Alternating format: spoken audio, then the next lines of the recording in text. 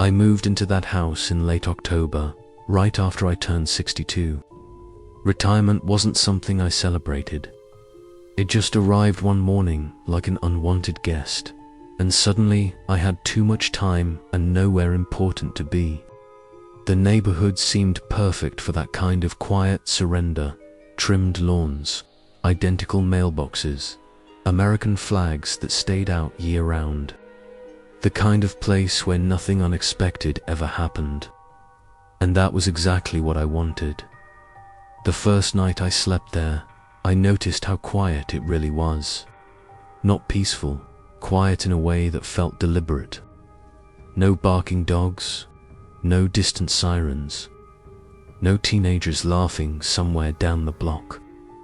Just the hum of the refrigerator and the ticking of a wall clock I hadn't bothered to unpack yet. I remember thinking that if something did go wrong here, no one would hear it. My neighbor's house was directly across the street. Same model as mine, just mirrored. Single story, pale siding, one-car garage. A man lived there, alone, I assumed. He was already outside the next morning when I stepped out to get my paper. Standing near his driveway, hands folded behind his back, staring at nothing in particular. He looked to be around my age, maybe a little older. Grey hair, cut short, neat, intentional. The kind of man who looked like he followed rules even when no one was watching. We exchanged the standard neighbor greeting, nods. A brief wave, no names. That felt normal. Preferred, even. At our age, you don't go looking for new friendships. You just want mutual respect and distance. Over the next few weeks, I settled into a routine. Morning coffee by the front window, afternoon walks, television at night until I fell asleep in the chair. And slowly, without trying to, I began to notice my neighbors' habits. Not because they were loud or disruptive, but because they were precise. Every evening at exactly 9:10 p.m., his porch light turned on. Not around that time. Not most nights. Exactly 9:10. I checked my watch the third night it happened because it struck me as odd. By the sixth night, I didn't need to check anymore. My body just knew at 9:30 he would step outside. Always alone. Always wearing the same brown jacket, regardless of the weather. He would stand at the edge of his porch for about 3 minutes, never smoking, never pacing, never checking his phone, just standing there, watching the street. Then he would go back inside, and the porch light would turn off at 9:45 on the dot. That was it. That was the entire ritual. I told myself not to read into it. People our age cling to routines. They keep the days from blurring together. Hell, I ate lunch at the same time every day without realizing it. But something about the way he stood out there bothered me. His posture wasn't relaxed. It wasn't casual. It reminded me of how I used to stand during fire drills when I worked maintenance at the high school, waiting for a signal, not enjoying the air. One night, about a month in, I realized something that made my stomach tighten.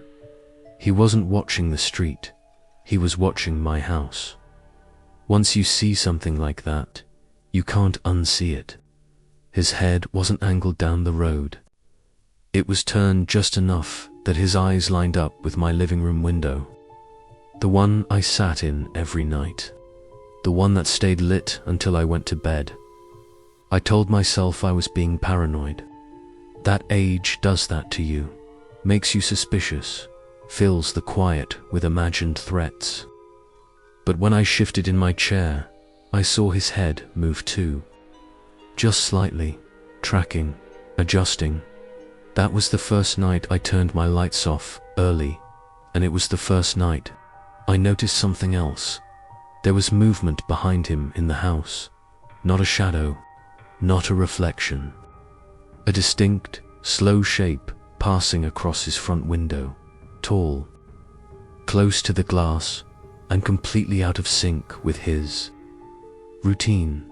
He never turned around, he never acknowledged it, and that's when I realized the part that still makes my chest tighten. When I think about it, whatever was inside that house wasn't new, and it wasn't accidental. It was part of the routine. Asterisk, I didn't sleep much that night. That wasn't unusual. Sleep gets lighter as you age, but this was different.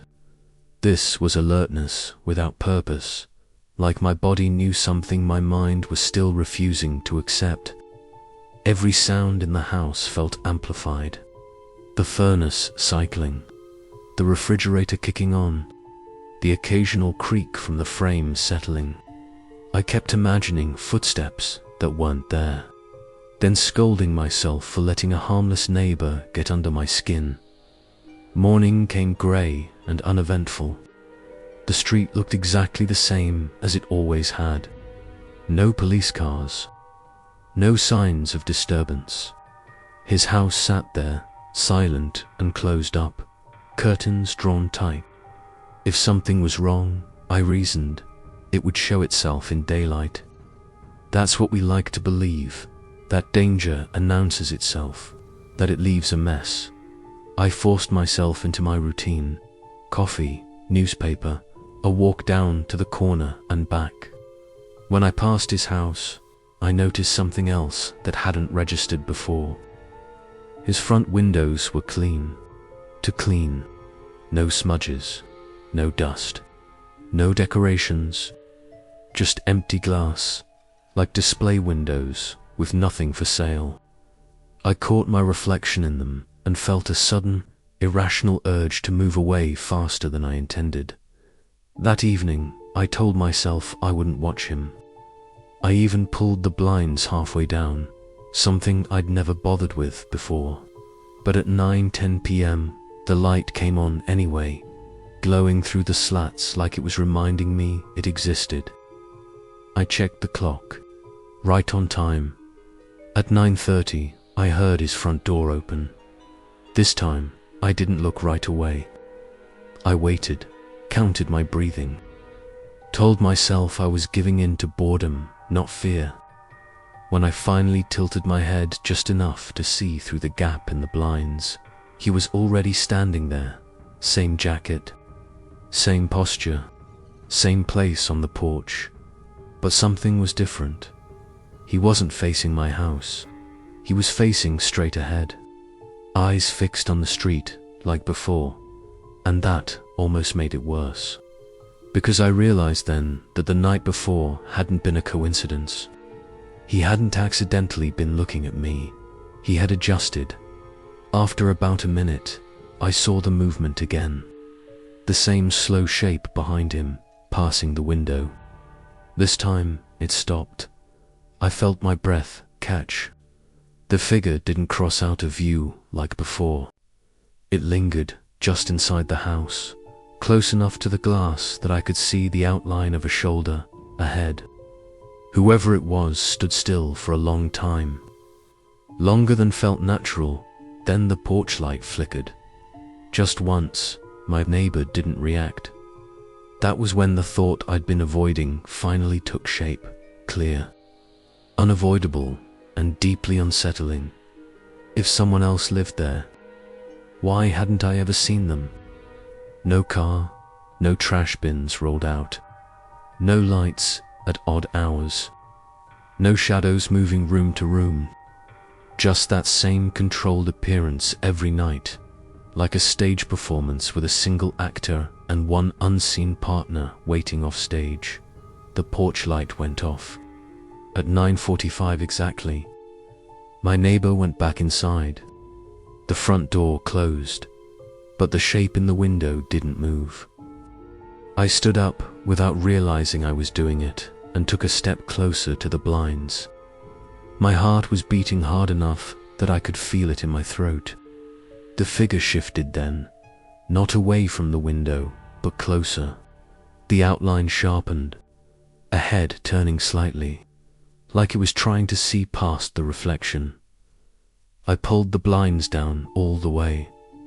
I stood there in the dark for a long time, staring at my own reflection in the glass, waiting for the feeling to pass. It didn't. Over the next few days, I paid closer attention. Not obsessively, at least. That's what I told myself.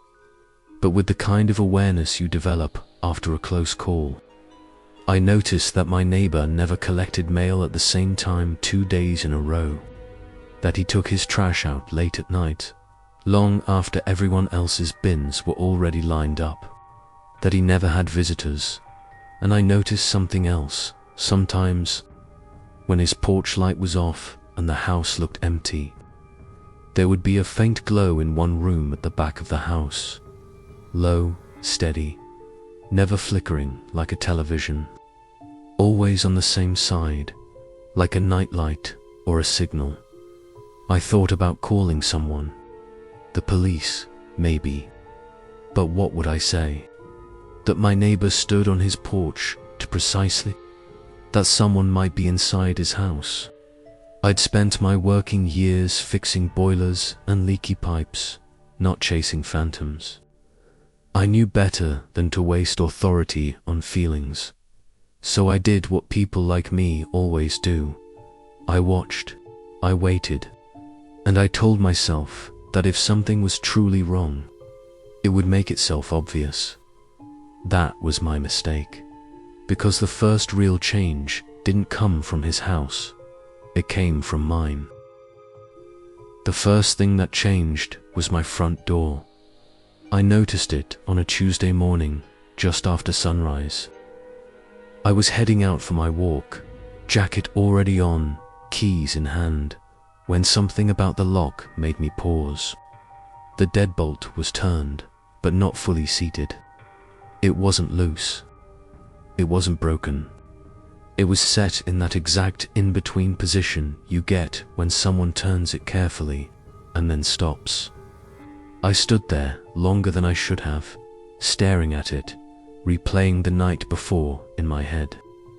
I knew my habits. I'd locked doors for 40 years, the same way, same motion, same click. I didn't leave things unfinished. That was kind of the point of routine. I unlocked it, opened the door, and stepped outside. Nothing looked disturbed. The porch mat was straight. The paper sat where it always did. No footprints. No marks. The street was quiet, the way it always was. When I looked across at my neighbor's house, his curtains were still drawn. I locked the door again, deliberately this time, and pulled on the handle to be sure. Then I went on my walk, but I didn't make it to the corner. I turned around halfway down the block, suddenly aware of how exposed my house looked without me in it. That night, I paid closer attention to my own routine than his. I checked every window before sitting down, made sure the back door was locked, pulled the blinds all the way down and left only one lamp on in the living room. When 9:10 came, I didn't look at his porch. I kept my eyes on the television and told myself that avoidance was maturity, not fear. At 9:30, I heard his door open. I froze. Remote still in my hand. I didn't know why that sound mattered more than the sight of him standing there, but it did. Hearing it felt intimate, unavoidable, like it crossed a line watching hadn't. I waited, counted to 60. Then I glanced toward the window without meaning to. He was there. Same jacket, same place, but this time he wasn't alone. At first, I thought it was just the way the light hit him, a trick of shadow. But as my eyes adjusted, I saw the second shape clearly, standing just inside the doorway behind him, taller than I expected, closer to him than felt comfortable, close enough that if it took one step forward, it would be standing on the porch to dot my neighbor didn't acknowledge it. didn't turn, didn't flinch. The second figure didn't move at all. They stayed like that for the full 15 minutes. One man outside, performing his ritual. One presence inside, watching through him when the porch light went off. My neighbor stepped back inside. The second figure remained in the doorway. I don't know how long I sat there staring at the darkened house after that. Long enough that the television program ended and another began. Long enough that my coffee went cold beside me. At some point, I became aware of a different sound, faint, irregular, and coming from somewhere inside my own house. It took me a moment to place it. Footsteps, not heavy, not rushed, slow and deliberate, like someone moving carefully in an unfamiliar space. I stood up so fast the chair tipped behind me. The sound stopped immediately. I held my breath and listened. My heart was pounding so hard I was sure it would drown out everything else. Seconds passed. Then a minute. Then more silence. I told myself it was the house settling. Old wood expanding and contracting.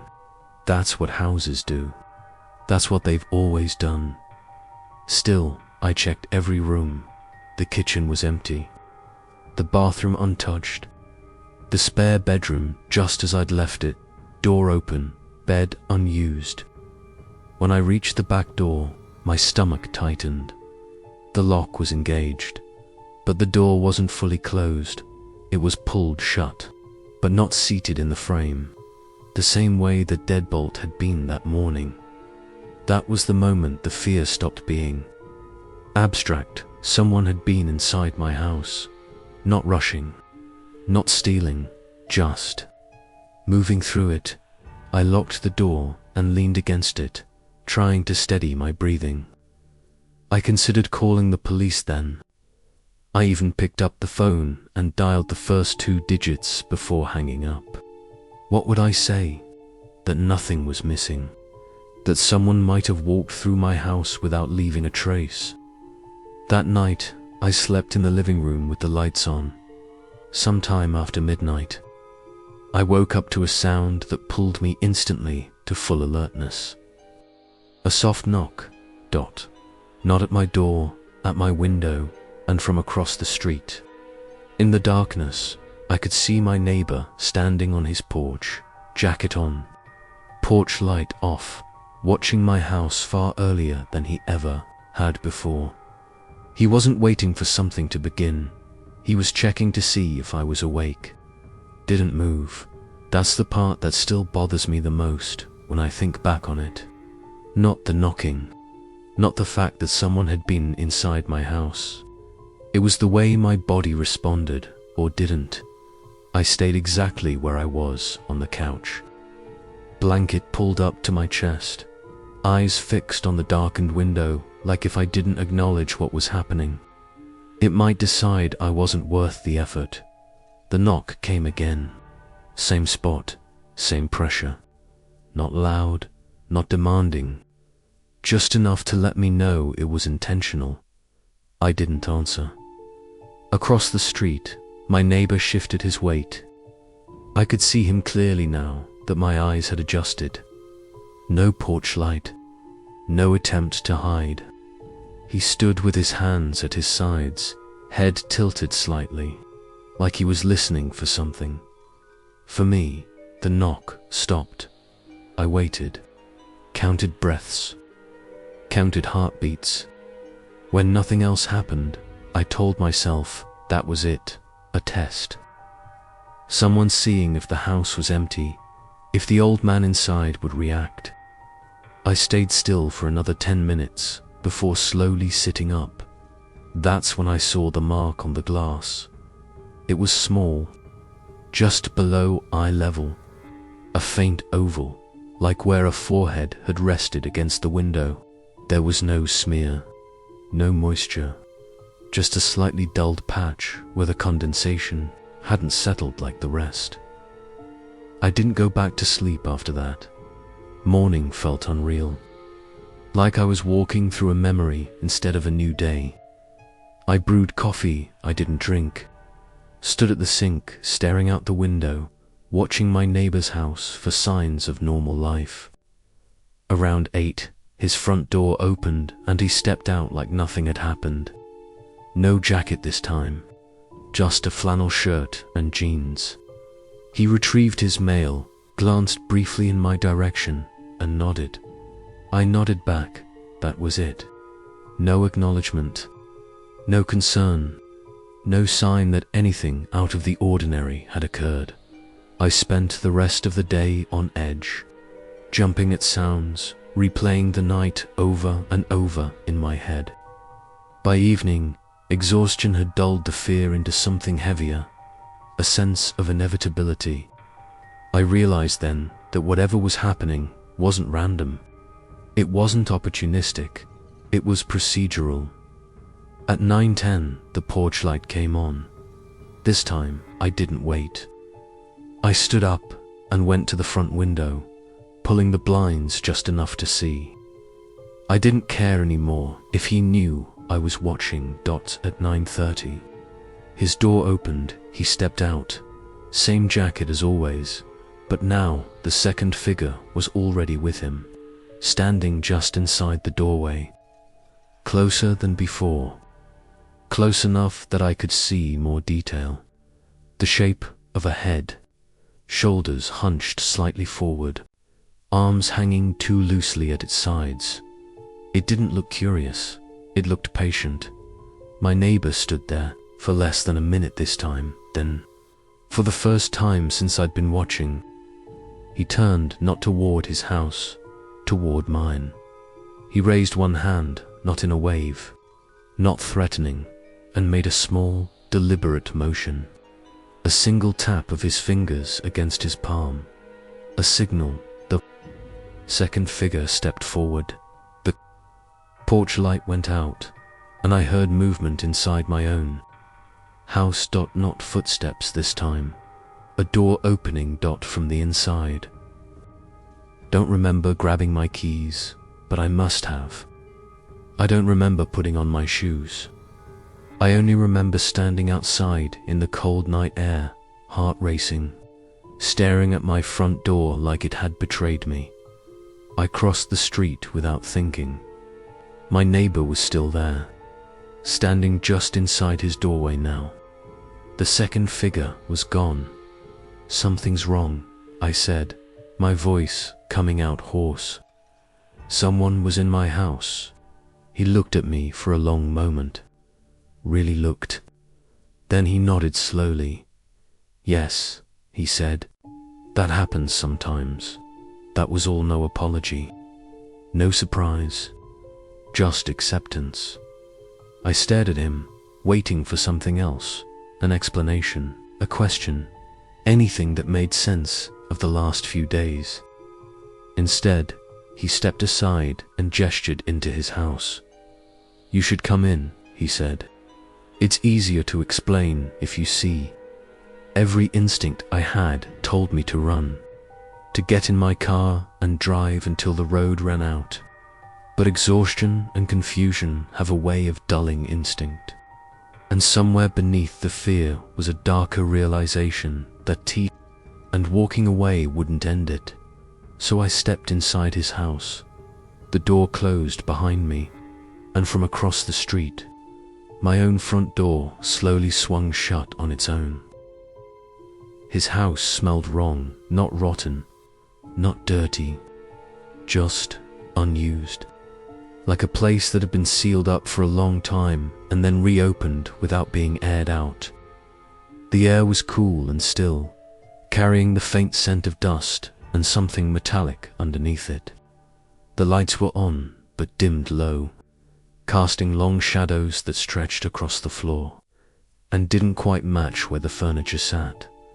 The inside looked exactly like mine. Same layout. Same narrow hallway leading toward the back bedrooms. Same kitchen counters. Same door frames. But it felt stripped of personality, like a model home no one had ever actually lived in. No photographs. No clutter. No signs of daily life beyond the bare minimum. You live alone? I asked, already knowing the answer. Yes, he said. Without hesitation, he took off his jacket and hung it carefully on a hook by the door. The motion was practiced, deliberate, like he'd done it the same way for years. Then he turned and looked at me, really looked. The way a man does when he's finally decided something. You've noticed, he said. It wasn't a question. I noticed someone in my house, I replied. I noticed someone in yours. He nodded again. That's usually how it starts. My mouth went dry. Starts how? He gestured toward the hallway. We should sit down. I followed him into the living room. There was a couch and a single chair, both positioned to face a television that wasn't plugged in. We sat opposite each other, too far apart to feel comfortable. The silence stretched. I didn't invite it, he said finally. Not the first time. My pulse hammered in my ears. Invite what? He exhaled slowly through his nose, as if steadying himself. It doesn't like to be named. Not at first. It makes things difficult. I stood up. This is insane. I'm calling the police. You can, he said calmly. They won't find anything. They never do. That stopped me. Not the words, the certainty behind them. He leaned forward, resting his elbows on his knees. It needs access, he continued. Not permission. Just access. A house with routines. Predictable habits. People who live alone. I thought of my deadbolt. My back door. The knock at the window. You let it into your house, I said.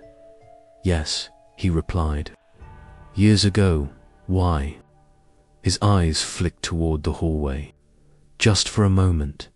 Because it was already there. The temperature in the room dropped. Or maybe that was just my perception shifting. What does it want?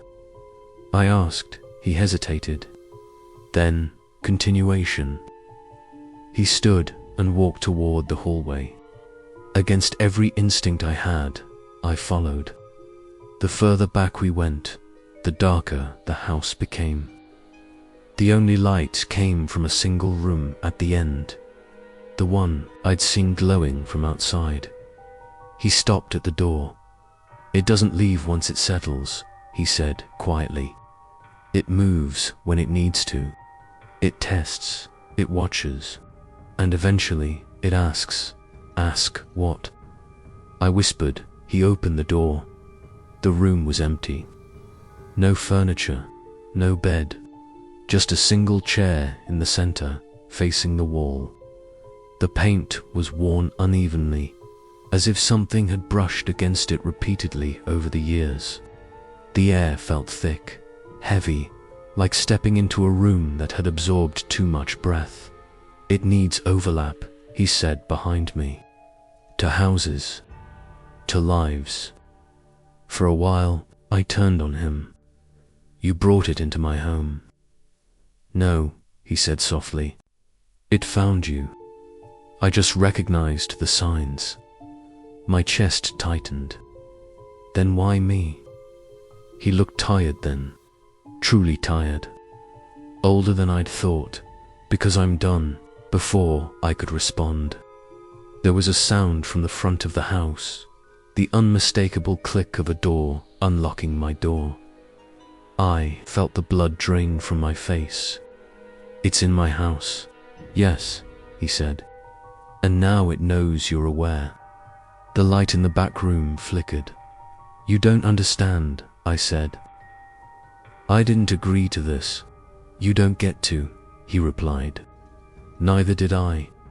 He stepped aside, clearing the doorway. You should go home.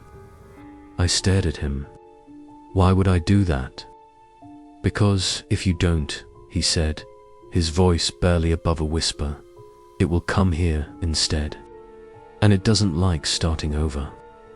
A shape moved against the far wall, not fully formed, not separate from the darkness, just enough to register as something that didn't belong.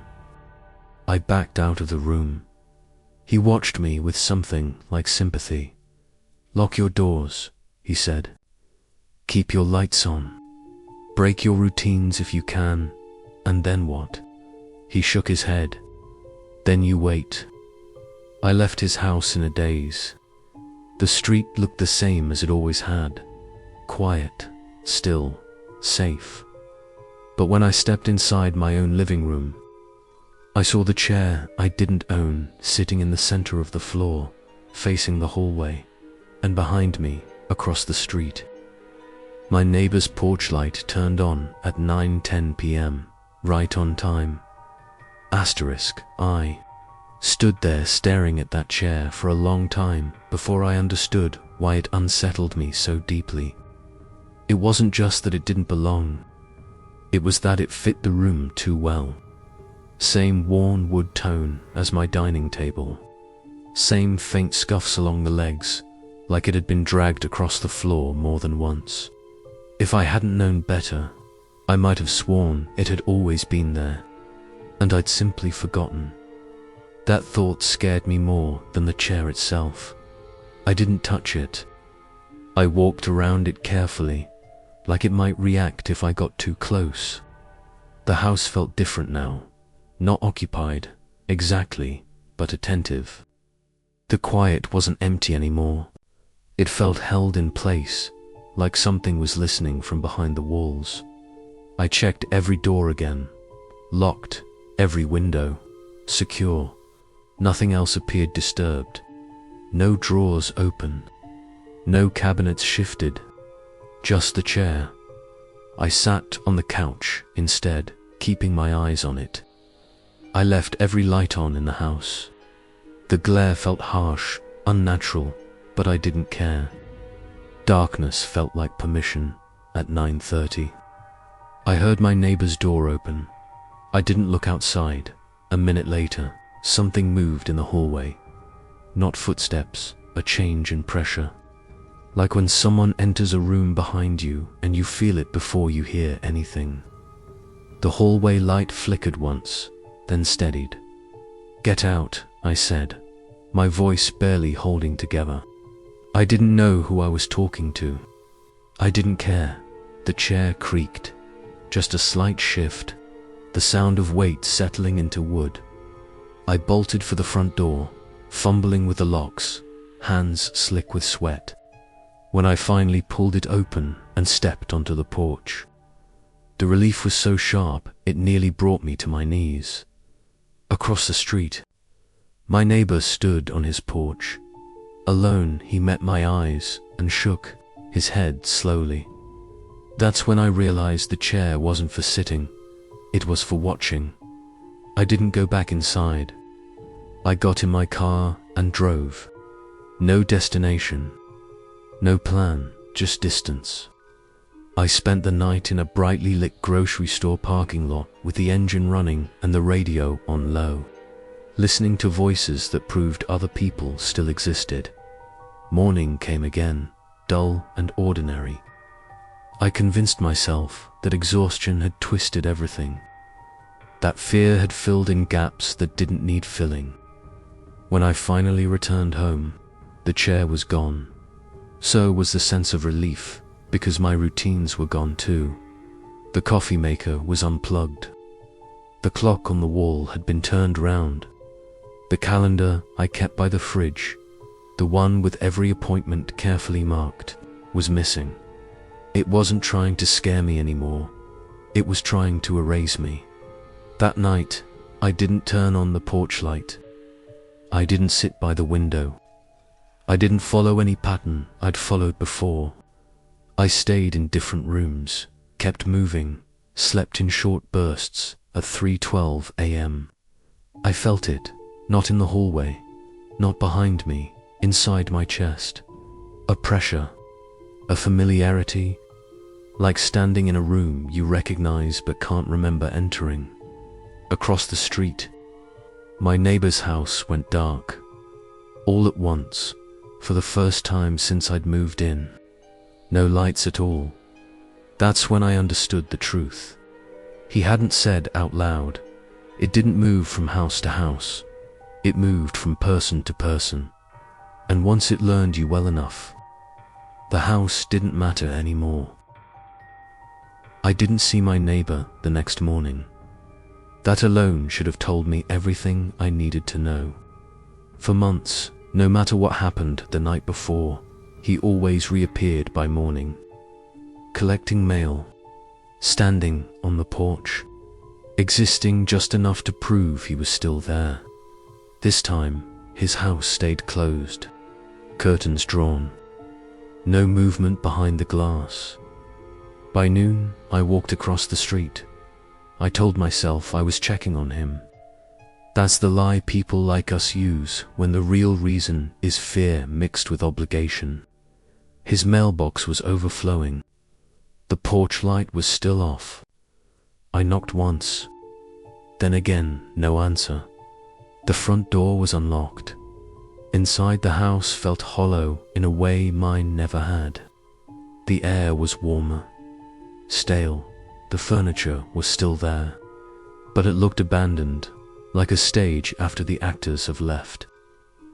I walked down the hallway toward the back room, my heart beating steadily now, not fast, not slow, resigned.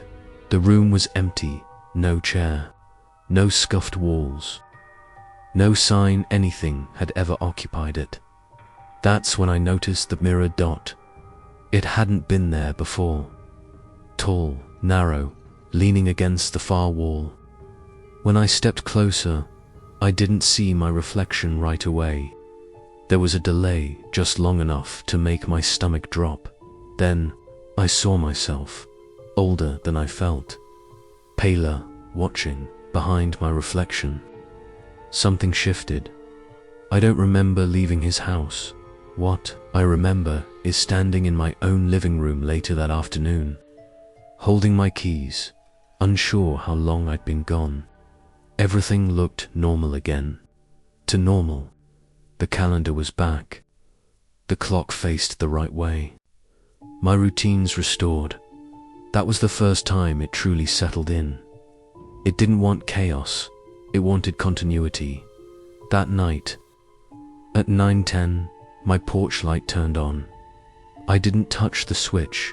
At 9:30, I stepped outside, same jacket, same posture, across the street. The house was dark, empty, waiting. I stood there for 15 minutes, watching my own house, understanding finally what my neighbor had been doing all along.